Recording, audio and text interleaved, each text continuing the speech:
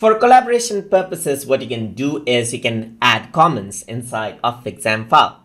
So let's say, for example, I have this note right here. You can go around into comment right here, and here you can see that you can add in comments. So once you go around into comment, you can click anywhere, and what you can do is you can add around comments of your choice, and you can also go around, attach smileys right here and post it out right here. So there you go, this is what you have, and if you were to share this out with other people, they will be able to access out the comment and they will be able to resolve out the comment as well. You can click over here and add in comments right here, as you can see. So just click on comment, click around over here and post it, and that is how the comment will be there.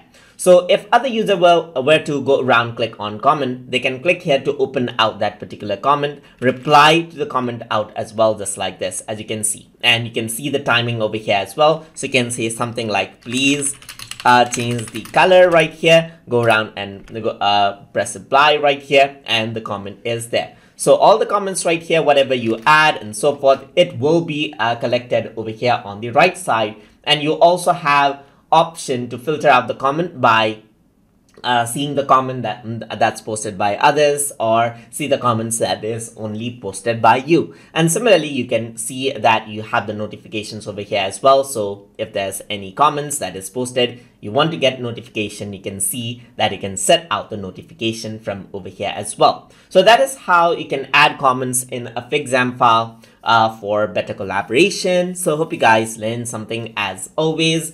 And as always, please like, comment, share, and subscribe.